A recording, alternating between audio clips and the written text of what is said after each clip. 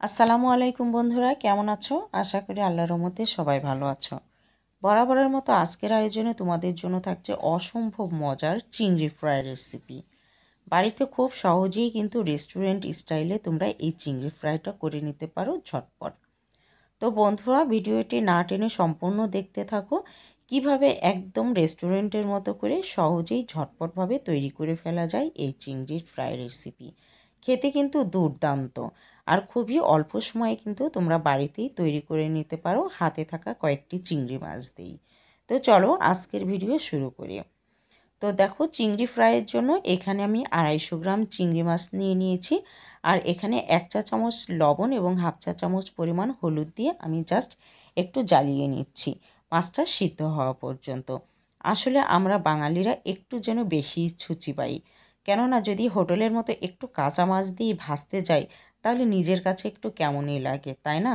এই কারণে কিন্তু আমি একটু নিজে থেকে আলাদা হলুদ লবণ দিয়ে সিদ্ধ করে নিয়েছি, যেন নিজের কাছে খারাপ না লাগে। আর এভাবেই আস্ত মাছটাকে ভালোভাবে আমরা ফ্রাই করে নেব। আমি একটা ছাঁকনিতে ছেঁকে আলাদা সাইডে রেখে দিচ্ছি এবং একটা ব্যাটার তৈরি করে নিচ্ছি ভাজার জন্য।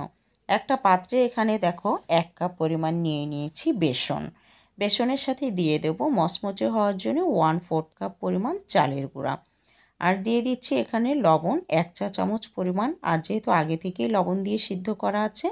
আর 1/4 চা চামচ পরিমাণ দিয়ে দিয়েছি হলুদের গুঁড়ো। আর একটু একদম স্পাইসি হওয়ার জন্য দিয়ে দিয়েছি 1 টেবিল চামচ পরিমাণ ঝালের গুঁড়া।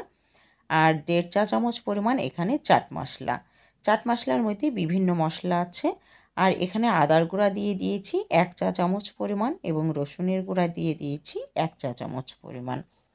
তারপর এর মধ্যে দিয়ে দিয়েছি বেকিং সোডা 1 চা চামচের 6 ভাগের 1 ভাগ। তো বন্ধুরা, অবশ্যই কিন্তু পরিমাণগুলো ঠিক করে নেবে।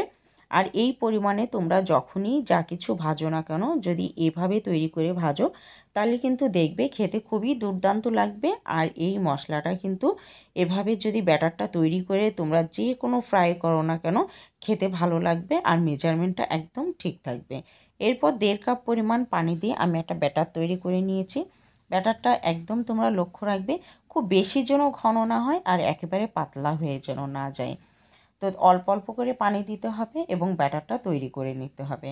তো দেখতেই পাচ্ছ, যখন আমি একটা চামচ দিয়ে এভাবে নেড়ে নিচ্ছি পিছন সাইডটা একদম সুন্দরভাবে লেগে আসছে, তখনই বুঝতে হবে যে ব্যাটারটা খুব সুন্দর হয়েছে। আর একেবারে পাতলা হয়ে গেলেও কিন্তু ভালো লাগবে না। ব্যাটারটা সাইডে রেখে দেখো, এর মধ্যে কিন্তু আমি দিয়ে দিচ্ছি যে চিংড়ি মাছগুলো সাইডে রেখেছিলাম সেই চিংড়ি মাছ। তো এতক্ষণে কিন্তু আমাদের চিংড়ি মাছগুলো ঠান্ডা হয়ে গেছে। আর এভাবে কিন্তু একটা একটা করে চিংড়ি মাছ দিয়ে দেব। আর একটা দেখো চামচের সাহায্যেই কিন্তু আমি, হাত দেব না এবং চামচ দিয়েই কিন্তু একদম গরম তেলে ভেজে নেব। তবে বন্ধুরা, আগেই বলে দিচ্ছি তেলটা যেন খুব বেশি উত্তপ্ত না হয় এবং খুব বেশি যেন নর্মাল ঠান্ডা না থাকে। একদম মিডিয়াম আঁচে ভেজে নিতে হবে, তাহলে কিন্তু ফ্রাইটা একদম মচমচে হবে।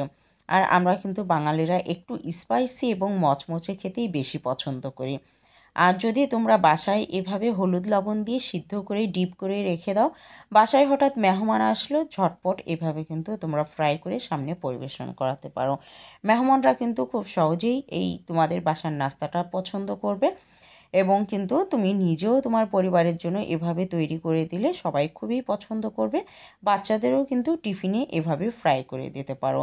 তো বন্ধুরা, আজকের ভিডিওটি তোমাদের কেমন লাগলো অবশ্যই কমেন্ট বক্সে আমাকে জানাতে ভুল করো না। আর যদি ভালো লেগে থাকে অবশ্যই ফ্যামিলি এবং ফ্রেন্ডদের সাথে বেশি বেশি শেয়ার করো। আর আমার জন্য দোয়া করো যেন আমি তোমাদের আরও সুন্দর সুন্দর রেসিপি এবং ক্রাফট নিয়ে হাজির হতে পারি।